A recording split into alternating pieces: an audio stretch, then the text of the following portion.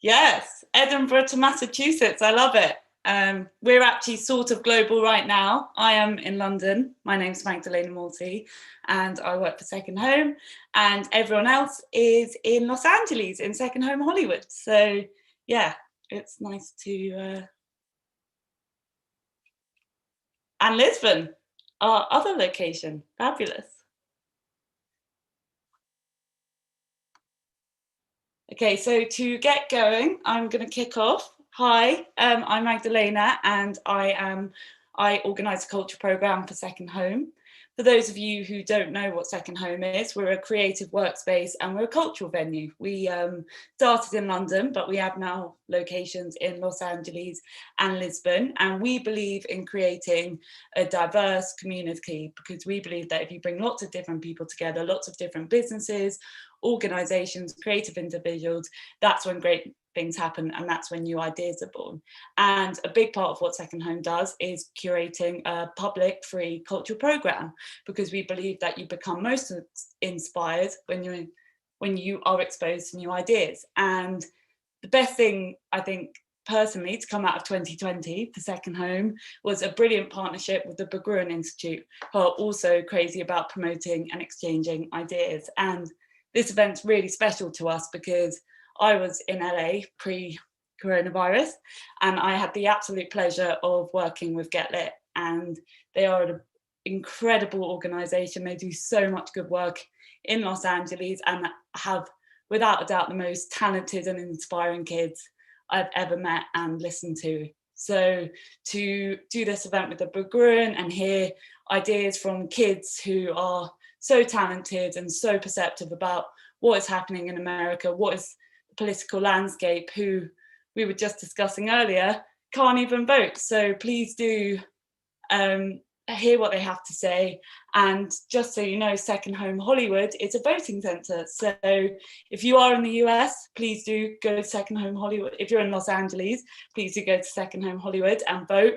But anyone in the US, please do vote on behalf of these kids, because what you're about to hear tonight is truly special. And yeah, I will now pass over to Rachel and Sarah, our wonderful partners from the Berggruen Institute, live from Second Home Hollywood.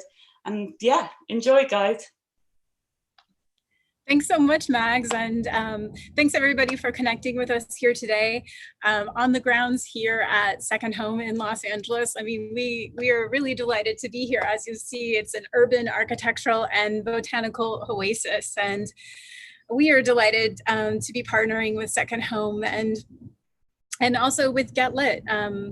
Want to just say a quick shout out to Rohan and his wonderful team, Mags in London and the team in Portugal and Lisbon and on the ground here in Los Angeles. Thanks so much for the welcome here, and we've really enjoyed our time over the last several months working on this project together. And there couldn't be a more wonderful one leading into the US presidential election. And we're delighted to get to work with Get Lit, and hope that you'll get to know and follow them and hear from their poets, know their names, because we feel that they have a very bright future ahead of them, and their words are very telling. On that note, we would say that one of the reasons why we're so excited to be involved in this project and to have worked so hard on it is that at the Institute, we study the future of democracy, how to rethink it, how to renew it, and how to make it more viable for our future, for future generations. Some of the ways that we're doing that is through looking at new models for systemic governance. So that could be citizen assemblies, it could be working on deliberative processes on an international scale. We have some programs here on the ground in Los Angeles through our Sense LA program. And additionally, we have a new model, an exciting one for youth environmental service. And That's a wonderful segue to tell you about my colleague on my communications team. Her name is Sarah Gilman. She happens to be working on the Youth Environmental Project for Our Future of Democracy. She is an actor. Some of you have seen her in film and television, but she's also an activist, a climate, environmental, and mental health and awareness activist. And we're delighted that she's joined us at the Berggruen Institute. She's been with us for about a year. So please get to know her. She will be interviewing the poets later today. You'll get to see and hear from her. But in the meantime, over to you, my dear, Sarah Gelman. Hi, everyone. My name's Sarah. I'm so excited to be here. We're literally in the middle of like a forest in the middle of Los Angeles. It's beautiful. And I'm so excited. I got the opportunity to talk to these like deep thinkers and these young poets and really hear about their worries and their thoughts on the future. I really hope you enjoyed this event, and thank you for connecting with us all. So on that note, we're going to pass it over to Mason from Get Lit, and he'll be hosting this event. Thank you guys again. And don't vote. Forget to vote. Vote. Please vote. Welcome, welcome. My name is Mason Granger, and I'm the manager of community outreach for Get Lit. I'm also the coach of the youth poetry team, and those are the youth poets who we're going to be hearing later on in the stream. Thank you so much to Magdalena and Rachel and Sarah for those intros. I feel like this entire stream could just be 5 people in an assembly line saying vote, vote, vote, vote, and it would be the most important message that we could possibly convey here. But yes, it's so lovely to be here at Second Home. Thank you again to them and the Berggruen Institute. Just a little bit about myself. I'm going to be one half of your hosting duo today. My name is Mason Granger. As I said, we're here in Los Angeles, but I've spent most of my time, my youth poetry work is rooted in New York City. So when I was out on the East Coast, was a full-time touring poet for about 15 years, and then I got to work at the Bowery Poetry Club. I was the director and then the executive director out there, and so I'm steeped in poetry, but it's always been the purpose of poetry and spoken word for young people, for young audiences, and by young people. And so that's where my work is rooted, which then took me out here to Get Lit, and I've found a home here in obviously a crash-landed spaceship in the middle of the jungle, also known as Hollywood. And so now that is me, and I'm going to kick it over to our co-host for this event, Tyrus. Tell you a little bit about himself. Hello, everyone. My name is Tyrus Winter. My pronouns are he, him, his, and this background is not artificial. I am on the roof of a little pod at Second Home, and I'm so excited to just be like witnessing these views in the middle of this jungle because I love green. Green is my favorite color, although I'm not wearing it. But I do want to talk a little bit about poetry and the poetry that you will hear today. Poetry for me has always been an outlet, has always been a way for me to vocalize how I'm feeling that I can never really just conceptualize in a just everyday talk. Like you don't just go off into monologues and tangents in the middle of conversation.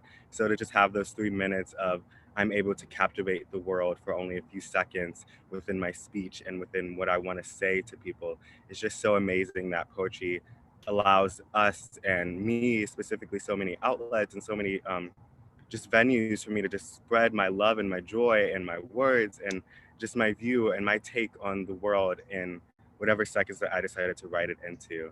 And I'm gonna throw it back to Mason in his little spaceship pod to introduce.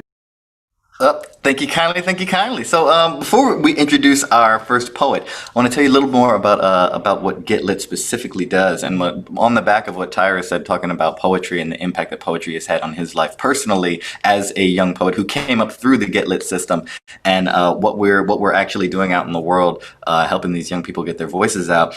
It's kind of in 3 parts, all right? So Get Lit's approach to poetry is fusing classic and contemporary poetry, all right? And so we take the classic poetry, and this can be as old as the Greek myths of yore on up through 2 years ago Kendrick Lamar album. All right, whatever it is, like whenever the words came, they came, and it's a classic because it's great, not a classic because it's old. Okay, so we put together a different anthology of these poems every year, and these poems form the backbone of the Get Lit curriculum. All right, and so we take this curriculum And we partner with schools in and around the Los Angeles County school districts. And we go in, we send teaching artists in to teach from the textbook, and we teach these poems, and we allow the poems to connect with the kids. The kids choose whichever one speaks most to them, kind of opening their eyes that poetry doesn't have to be whatever their idea of poetry was before, but poetry can be this, it can be classic, it can be now, it can be the future, and so fusing those timelines together, and that's one part of what we do.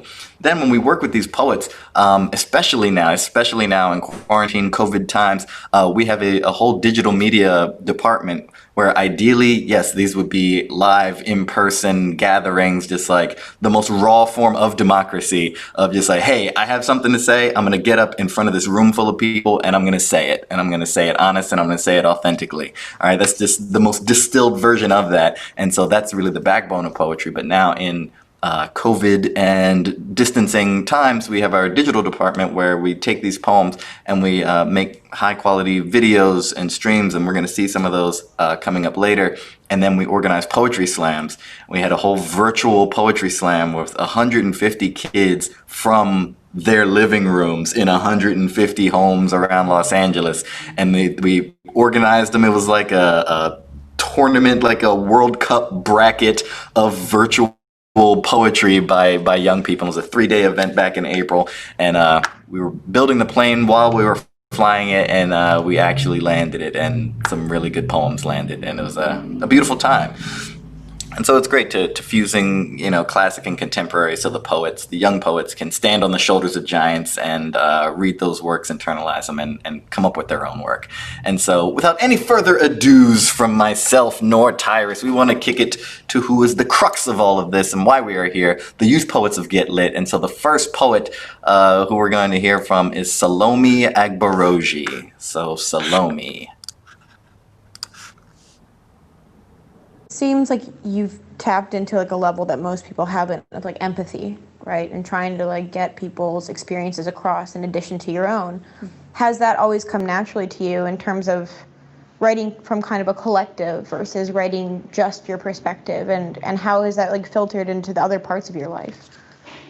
I would say I always write from the perspectives of many people, because like I said, I always write about social justice issues. So whether it's women oppression or African American oppression, or just the oppression of any minorities anywhere, my experience as a Black female isn't the same as someone else's experience as a Black female. So it's just drawing from different perspectives to really push an agenda that calls for equality and for freedom and for justice for all people. Hello, my name is Salome Agbaroshi. My poem is called Are We There Yet?, written in 2020. Look out the window and see concrete jungles where you're deemed most dangerous beast. And when street cops turn kings top a food chain looking for a feast, well, these roads seem a bit more treacherous, so you gotta ask, Ma, are we there yet? She says zilch and doesn't flinch besides the bounce of potholes. You know treachery. You came from the jungle, but this different type of danger sits stiffly in your soul. You realize these highways are caution tape on indigenous land, a graveyard of Asian workers covered in concrete quicksand, and the tombstone for the missing girl whose search party quit last week. These roads are guilt, gluttony, and taxpayer money, and that doesn't feel right, so you gotta ask again. Mama, are we there yet? She says nothing, and windshield wipes away the acid rain from her eyes. We have rain in the jungle. We just tuck the clouds deep within the canopy cavity of our tear ducts to stay alert for lions, red for meat, and for forks in the road. Look through the bars of this moving cell and see cages pass faster than time does. One group, Black Panthers from the jungle, moving in the center of the interstate. I don't know, some weird middle passage or something. The next group, children on the outside looking in, denied access because their parents didn't have the proper driver's license. You start to develop road rage. That doesn't feel right, so you gotta ask again. Mama, there've been many bumps in the road, so are we there yet? They took Daddy through the exit 58 miles back. We've been driving for 400 years and I'm getting car sick. So Mama, are we there yet? Ma replies, are we where yet? Because the future is a gas bill, or the truth, or death, or a merciless God. It is a striped hyena, ruthless, evil, salivating from the mouth, ready to pounce on any creature in its path. The future, no matter how fast we drive, it is coming. So stop running your mouth in the backseat like you got someplace to be. We take this ride and we take it cautiously. Now listen when I speak. If you see flashing lights and hear 3 beeps, halt expeditiously. Make your hands visible to not come off too threatening, and just pray that sitting in this traffic doesn't make you too tan or make the cops too hungry. Because royalty must eat. Don't make a meal of yourself. This claustrophobic caravan wasn't built for this departure, but this horn is an emancipation proclamation, a key to child cages and higher minimum wages. These headlights are a search party and tax reform. This is justice and power. This gas pedal, a time machine to when cars have a gear that spells power, an exhaust that never tires, tires that never wear despite the miles per hour. This ride is rewriting street laws, making the freeway actually free for the first time, reclaiming our jungles just to throw cucumber seeds in the cracks. These wheels are the movement. This well, fueled by the heartbeat under the pavement, is the ignition. We drive. GPS set destination, future. Are we there yet?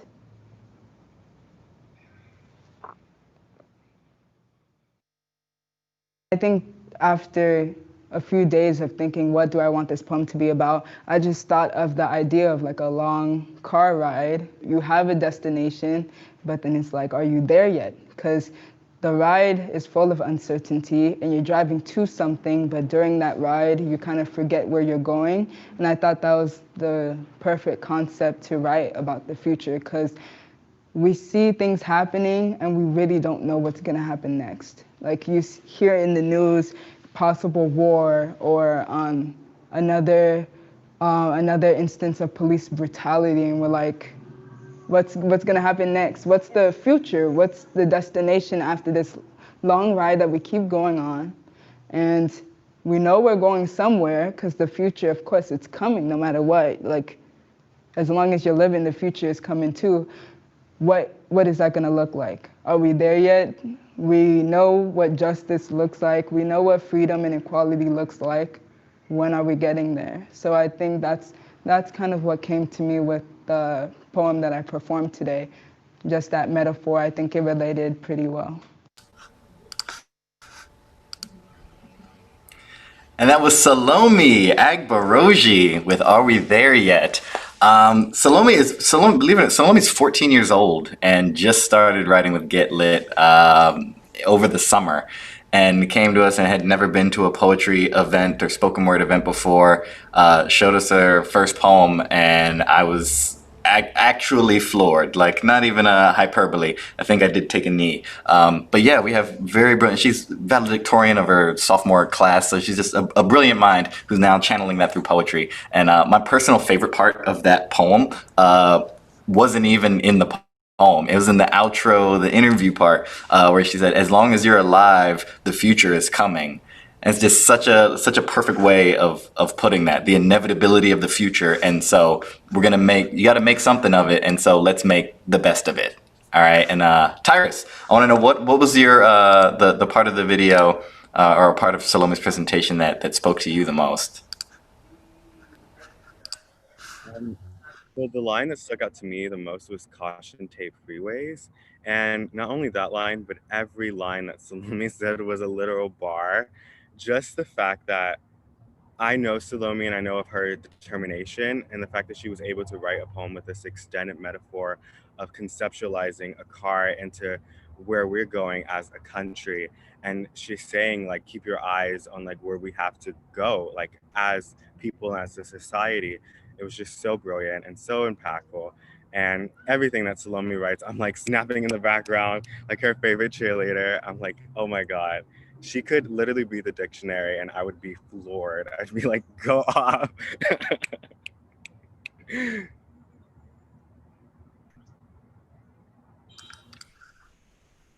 All right, so now the next poet, we're actually gonna. I think it was the dramatic pause because it's uncouth to introduce oneself. But the next poet we're gonna hear from is actually our co-host Tyrus Winter. So Tyrus, please take us away. Take us away. Oh my God, stop. So hello again. Oh my God, I can't believe it. So I'm gonna do a poem and it's titled Make Me Your Black Queer Teen Idol. But I wanna talk a little bit about the poem prior to like just spit in bars. So I wrote this poem as well. I initially was gonna write like a very like angry poem. I tend to write like diss poems about like America, which is easy to do. I can just be like diss America anytime I wake up, diss. But I was like, a lot of people I notice in poetry are like, oh my God, I don't like these angry poems. And of course, I'm gonna like screw them. But I was like, what is a way to reach people? And something that I find that people just don't shove away so easily is love. I mean, you can, but everybody loves someone and everybody needs love in their life. So I was like, let me conceptualize a poem that is wholeheartedly from love and what I've always wanted and what I want to see and what I would love to have in our world and in our lives. So this poem is entitled Make Me Your Black Queer Teen Idol.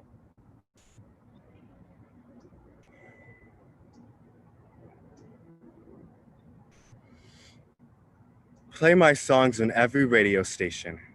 Let my voice loop in your ears and the new headphones you purchased to hear the bass properly on my latest hit. Listen on your way to appointments, while sitting in traffic, while ignoring your partner. Remember my lyrics in the shower. Want so badly to see me in concert, rip out my cover on Vogue at the liquor store. Don't purchase the magazine, place it above your headboard. Draw me portraits, send me letters, friend request my private Facebook. Let me be your lock screen. Let the world love me long enough to become its sweetheart. Be the black queer teen idol it has always needed. Don't let nobody pay me less. Deny me jobs or access, witness me go platinum. The media would never edit me a lighter complexion, never twist my words or censor them, never put me down or fetishize me. Instead, will love me. Summer-soaked anthem blasted on makeshift phone cup stereos of every household. Be the first black queer teen to win a music award in every genre. Perform at the Super Bowl. Face plastered on backpacks and cereal boxes. Have my own perfume and shoe line. Let me be loved by a no longer homophobic father. Allow my mother to call and say sorry for not accepting me earlier. Have white cis gay men apologize for ever discriminating. Watch me switch hate to love with the first track on my album. Love me in North America, love me in South America, and Europe, Africa, Asia, Australia, everywhere I wasn't welcome. Love me while I'm alive, when I'm not a headline. Love me as if I'm your friend, like I'm your family.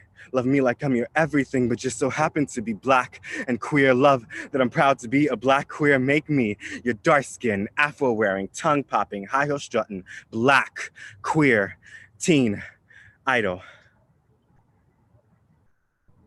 Thank you so much. I'm looking at the chat and I'm like, oh my God. What an amazing just place to just be performing poetry. Can you imagine? I'm on a roof, a yellow rooftop, doing poems on a what is today? It's a Thursday. What a fabulous Thursday. Mason, are you still with us? Have you been taken out by the lines, by the sorcery of words? Oh, I am most definitely hither. Not exactly under the same exact yellow roof, but it is analogous, and I know where you are, and I was absorbed by the bars. So yes, thank you so much, Tyrus. Thank you for sharing. Thank you, thank you. So we're gonna keep the show rolling and moving. The next poet who we're gonna hear from is Villetta Esquivel. Now, Violetta is also 14 years old, but has been with Get Lit for, believe it or not, 5 years, and has been coming to Saturday class with her mom faithfully almost every Saturday since she was 9 years old. And so the voice comes early for some. And so we're gonna watch a video of Violetta here. And so I bring you Violetta. Just hearing stories from my parents, like I would ask my dad, what was it like coming from Mexico all the way here? Mom, what was it like for so and so to get over here? Just listening to those stories and growing up with those, I would put those into my poems. I would incorporate those pieces into my poems, listen to other people's input, and it just pieced everything together. I am working towards a future where I don't have to see my parents worry about bills or where our food is going to come from. I want them to stop worrying about that. Like, they've been on this earth for longer than I have, been worrying about those issues for longer than I have, and 14 years of seeing their pain every single day. I don't have enough money to get you food. I don't have enough resources to get you what you need. I don't want them to live like that anymore, and I don't want to live like that anymore as well. So I'm trying to do the best I can for them, and also for me, but as well as community. I don't like seeing other people suffering through the same things I've suffered. So if I can, I'll try to help you as much as I can in my power. There's a lot of things I want to stop in this world, but I'm not Wonder Woman, so I can't do it all, but I'll do what I can. Hi, my name is Violetta. I'm 14 years old and I'm a freshman in high school. I don't know what the future holds for my generation or this planet. With so many safe spaces lost, this poem reimagines the Little Mermaid in today's polluted waters. This poem is titled Mermaid Goddess.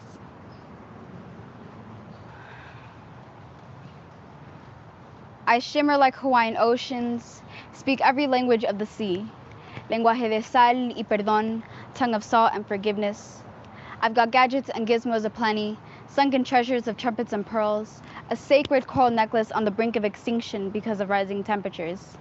I've got long dark hair that goes past my shoulders, glows with sun-kissed copper highlights, but remember, mermaid hair don't care. Mermaids got bigger fish to fry. Mermaid goddesses know that climate change is real. As our oceans spike a fever from the northeast Atlantic to the western Pacific, waves and worries increase. Kelp forests dying, plankton poisoned, leaving nothing left to snack on. I've got who's its and what's its galore, 13 million tons of plastic, cigarette butts polluting our waters, straws blocking the airway of sea turtles, bags, 100 billion used per year, choking our seals, whales, and dolphins. Global warming, gentrifying coral reefs, no longer red like the tides of our demise, displacing homes. Mermaid goddesses don't care who you love as long as you're happy. Snails or whales, starfish and sawfish, all of them deserve to be loved, all of them endangered species. So much at stake with all that you take. My voice is 14 times stronger than the fake tan man who won't reduce greenhouse gas emissions. Dear Chiquita mermaids, be careful when you ride the waves of the future. Remember your beauty on the inside, your compassion for the climate, hope for your home. Have no fear of depth as rising sea levels become the new normal. Little ones, use your voice, keep our home healthy. I've got gadgets and gizmos aplenty. I've got who's its and what's its galore. You want thingamabobs? I've got 20. But who cares? No big deal. I want more. Please, don't call me Little Mermaid. Unlike Ariel, I would never give up my voice for a man. Thank you. why spoken word for you? And like creating your response, you're obviously incredibly talented with words and very eloquent. So why spoken word? Why not writing an essay or short stories or like articles? Like what about this platform, like this format? Spoken word poetry, you can get up on stage, raise your voice, you can speak as low as you want and you'll get your point across. You can speak as loud as you want and you'll get your point across. The thing about spoken word poetry is like people listen to your words. People listen to your words. And that's what we need. Because you can say something on social media and it'll go through one ear and out the other. Nobody's gonna understand it. But with spoken word poetry, you break everything that you're feeling, that you're experiencing apart, and you write it into something beautiful. You present it in a way where it's more understandable and it's creating its own art in a way. So you can turn a tragic story, cover it up with Disney, and no one will ever know. Like my Mermaid Goddess poem. By the title, you think, oh, this is gonna be a little kid poem. It's about mermaids. So this is gonna be a little kid's poem. No, I turned The Little Mermaid into something realistic. I talked about global warming. I talked about kids being locked in cages, women's rights. I incorporated many topics into one childhood movie. Yeah. And that's something that I really like about spoken word poetry. Poetry in general, you can do that as well. I could sit and listen to Violetta speak for days and sing for another couple of days. That was Villetta Esquivel. Villetta Esquivel.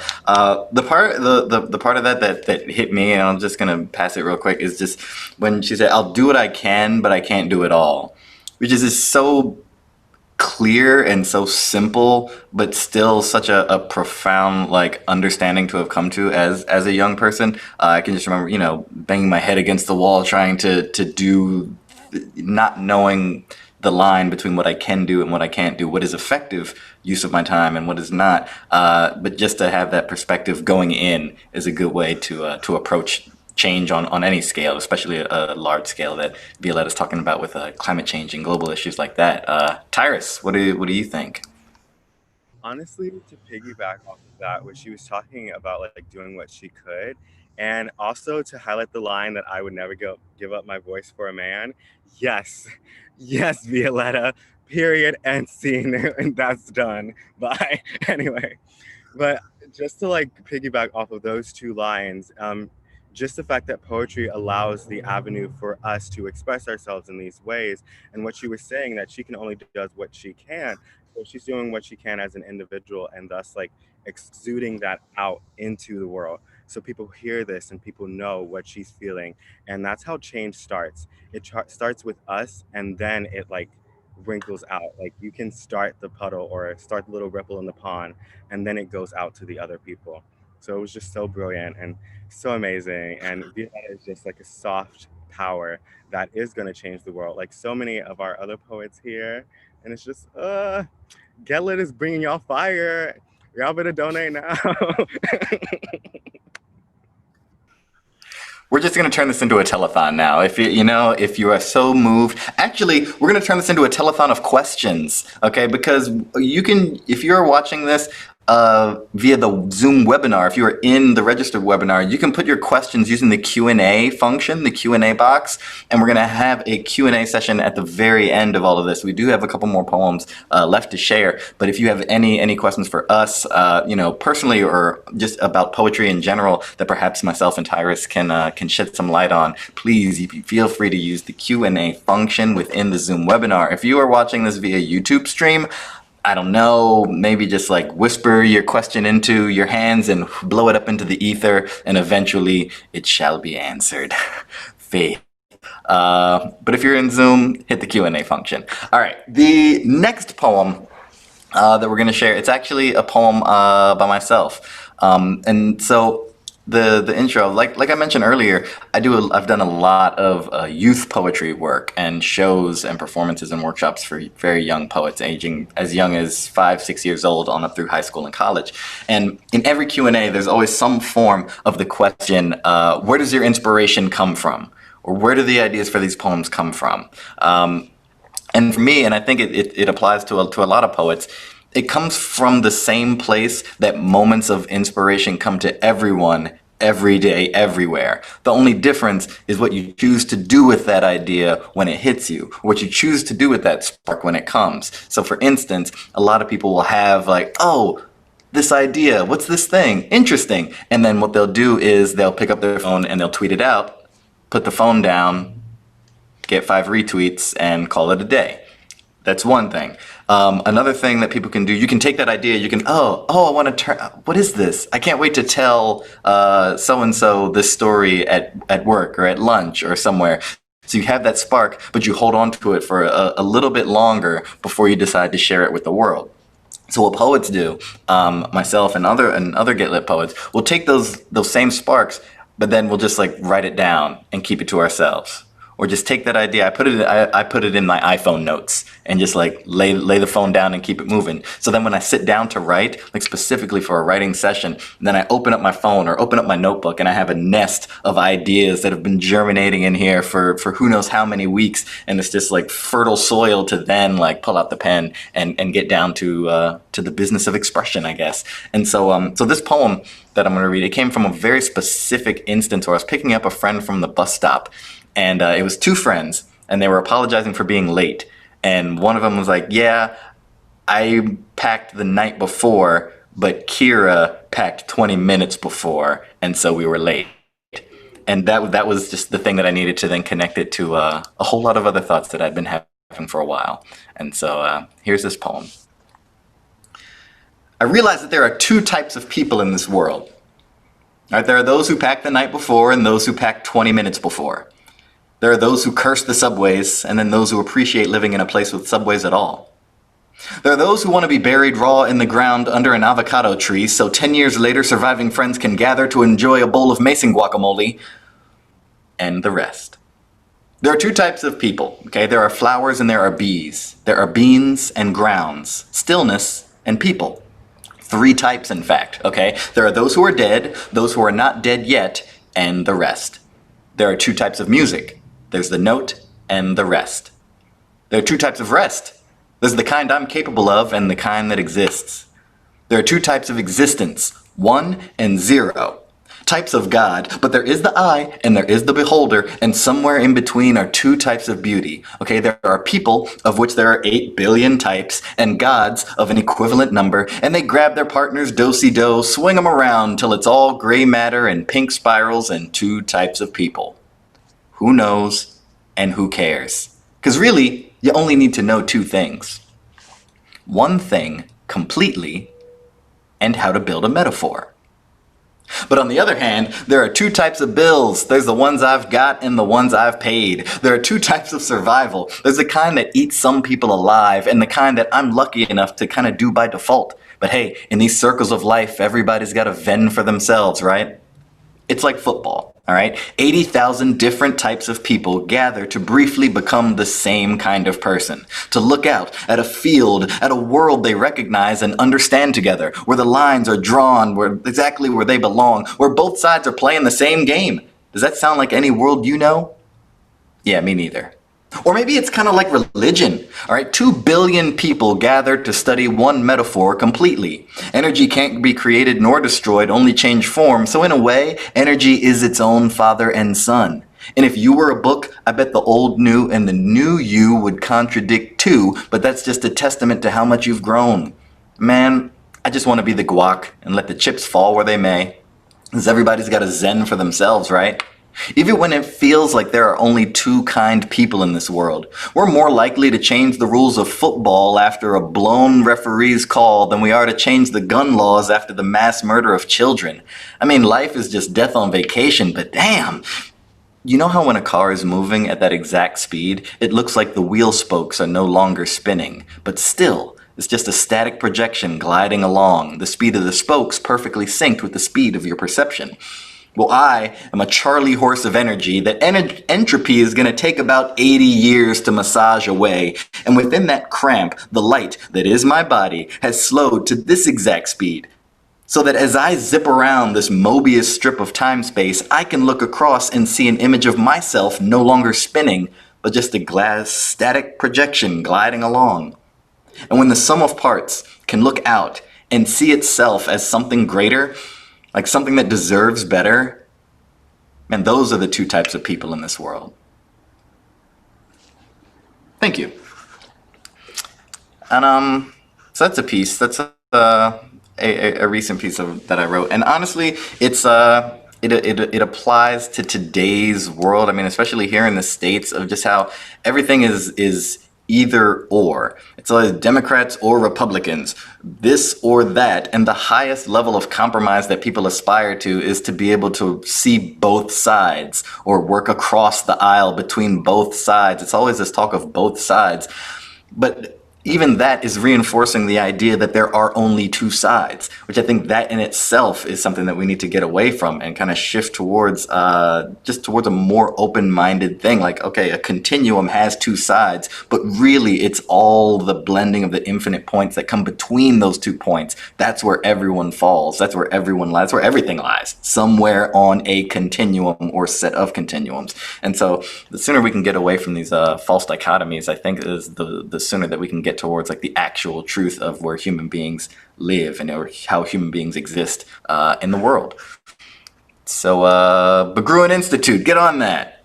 All right. Well, moving forward, we have one more poet to bring to you this morning or evening, afternoon, wherever we may be. Just a reminder, please, if you feel so moved and desire to do so, put a question in the chat. Throw a question in the chat. In the meantime, we're going to listen to youth poet, Get Lit player, Naire Francis. When you read your poetry, when you write your poetry, like, do you feel heard? Yes. I do feel heard through my poetry because I feel like whatever I choose to perform is exactly what I am feeling in that moment. Yeah. And that's kind of what I need people to hear, and I feel like other people also need to hear that, because I've written about like Black girls going missing and like Black Lives Matter and like the prison system. So there's so many things that need to be talked about and I feel like aren't really being talked about. So I feel like I'm able to be heard through my voice. Yeah. And I'm able to share with other people. So I feel like it's just like amazing to be able to perform. And I hope that like when people hear it, I hope they're able to feel seen, especially because that's what I want the most. I want other people to feel seen. I want to feel seen myself. So yeah. My name is Naire Francis, and this is a poem that I wrote called The Future. In 1950, Gwendolyn Brooks became the first woman to win a Pulitzer Prize in poetry. Globally, 30 women have followed in her footsteps. If I could author the future, I would write the world in the wild wonder of women, where breathing is succeeding. No need to go the extra mile for half of the pay. It's essential there's women in power at the table, bringing oceans of new perspectives, waves of women crashing against the shorelines. Hear our voices say we are ready and able to guide. We have made great strides, with the revolutionary number of women running for office, over 100 women sworn into the 116th Congress. But we still have water to tread. We need access to equal opportunity, a future where college education is free, where gender and race doesn't affect you getting a degree. The future is in high schools, where meditations replace detentions. No more suspensions, we need to listen. Patience over punishment. I see a future where no child is left behind, or overpacked classrooms with no supplies. No more turning a blind eye to bullying, to kids who need nurses and counseling, to those with disabilities and learn at a different speed. In schools, I want to learn about my culture and history, how my ancestors were royalty, and Bessie Coleman, the first African-American woman to become a pilot. In the future, I want no hate crimes and peace for the LGBTQ community, protection for trans women of color. In the future, I want no housing or employment discrimination based on sexuality or gender identification, because the future doesn't care if you're gay, straight, or trans. The future wants a chance to change. My heart is set on a world where Black lives matter, where no human is illegal, no kids locked in cages torn away from their parents, where indigenous people aren't going missing and people of color aren't the most convicted, where no one is a target because of their skin. In the future, I want a place where homeless people are treated like humans and not accidents. This future is not easy. It will not come if we don't call it. It will not happen if we don't make it. We must rise together, demand change, combat violence. We are in this undivided, the fire inside ignited, our fist up, united. We will fight until we are free. The future is waiting for us to write it.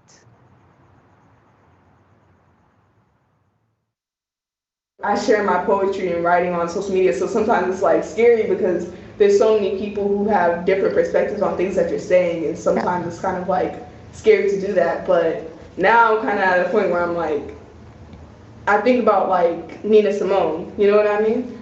She created so many beautiful things, and she was able to share her voice and what she had to say during a time where it's not safe for her to say those things, and where people were, not everyone would agree with what she was saying, and she still put that out there for the world to see. So it's kind of like she did it, and I can do it. You know what I mean? Yeah.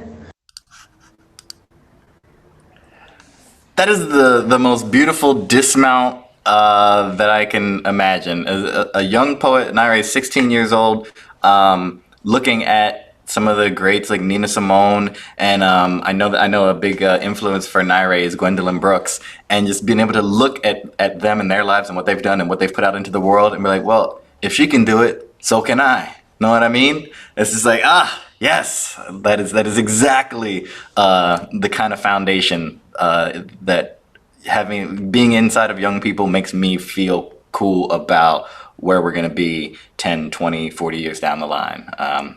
It's great. It's great. Thank you, Naira. And thank you to all the young poets, and thank you to Second Home and the Berggruen Institute.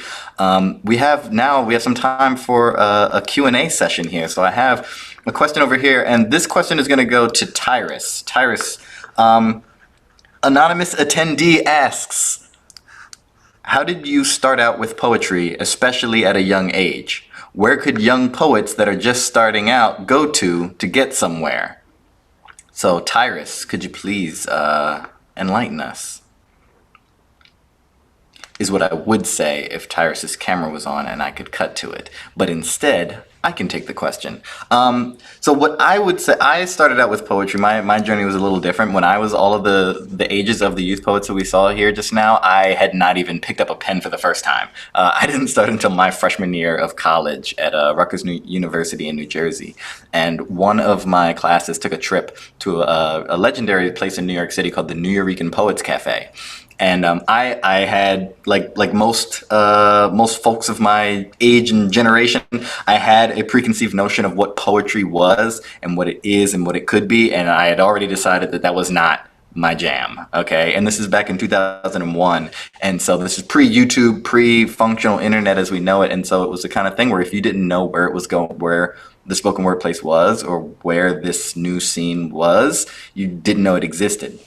So I went to go on the trip, the field trip, because it was free and I was broke, and the girl I had a crush on in the class was going, and so okay, free date. So I go and ended up falling in love with the poetry, and it was unbelievable. It was funny and serious at the same time, like people just being their entire authentic selves all in one 3 to 4 minute block, and it just blew my mind that you could do that, you know, like the fusing of just all facets that everyone is made of, all of that can be put into poetry. And so I was like, yo, I want to do that.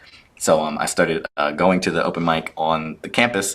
Then what did we do? We shifted from there, started hosting it and moving on. But I think that for young people today, what they could do, the advice that I would give would be, if you don't see your scene, or if you don't see the thing that is an authentic representation of how you feel, like, you can create that space for yourself.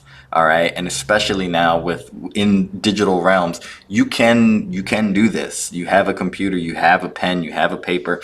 This art form has a low entry point.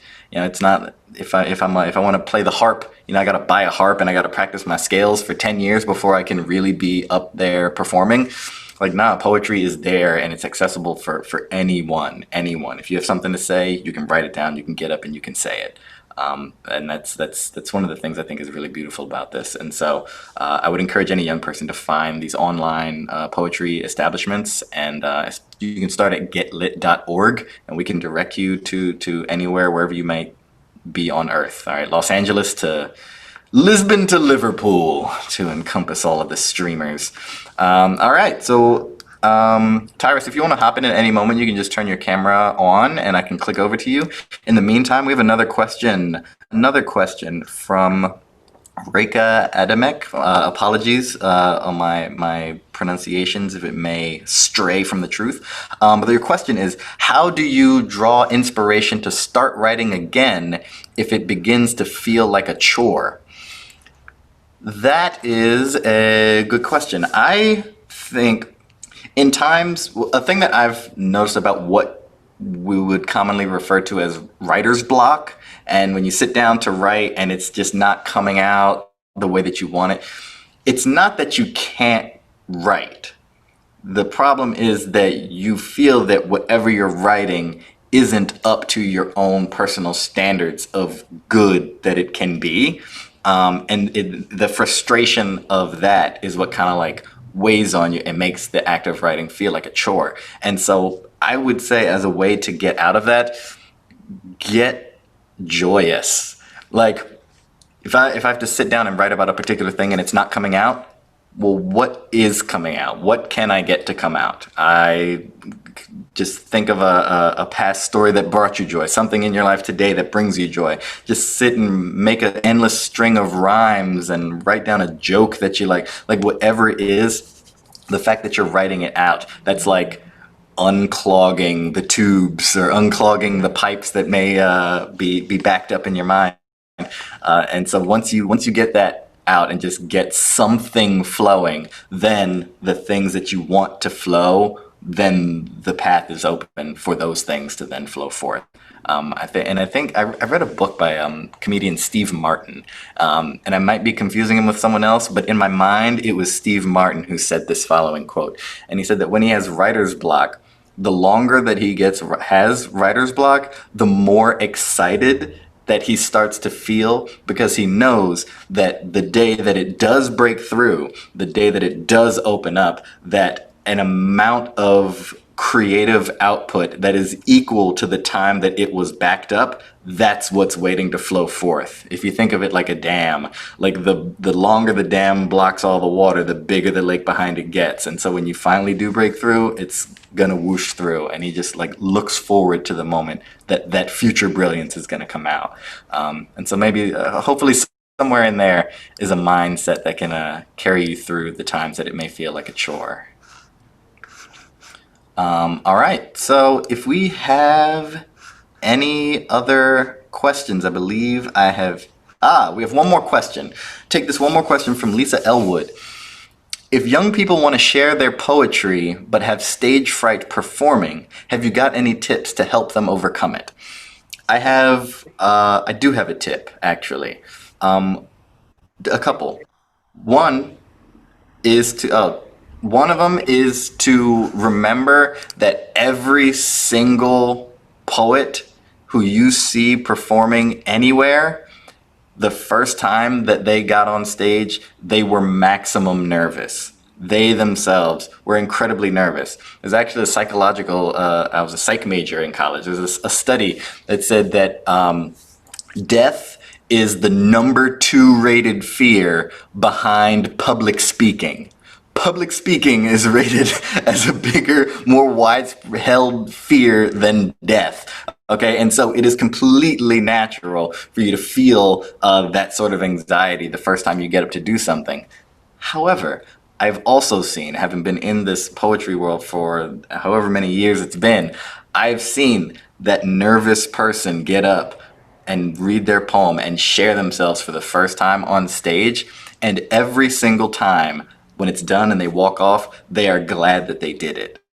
And it may sound small, but that's a 100% approval rating, that sharing your poetry in front of an audience at an open mic or poetry event, a 100% approval rate. Puppies don't even have a 100% approval rating. There's always going to be some person, he's not that cute. All right, but poetry ranks above puppies in terms of being the thing. And so I would say the things to keep in mind is that one, it's completely natural to be nervous and feel that anxiety. And two, you will, if you push through and you like get it, get the vibes up to push yourself to go do that and to go share, that you will be the better for it. And there's no other experience like that, I think. Yes, cheers. I'm so glad that landed on some ears. And so I believe that this would wrap up this installment of Get Lit Presents America's Next Top Poet. That's not exactly the title, but it kind of rolls off the tongue and it's cool. And so I want to thank Tyrus. Tyrus he's outdoors, subjected to the elements. We're not sure what's happening out there, but I want to thank Tyrus for coming and sharing a piece of himself with us today. I want to thank Salome Agbaroshi, Villetta Esquivel, and Naire Francis, the Get Lit poets, Get Lit players who came and they shared their poetry. I want to thank everyone here at Second Home and the Berggruen Institute for putting such a wonderful event in front of us and giving me this delightful orb of a pod to stream out with, and giving me a chance to do what I honestly love to do most is host events and kind of shepherd along, and hopefully at the end some people who had never given poetry or spoken word a second thought, they may come out of it with the notion that it's something that they might want to attend again or maybe even try themselves. All right, and that's the way you spread something that you love throughout the world, just inspiring more people to participate in it and feel the way that you feel about it. So thank you so much, and until next time, I bid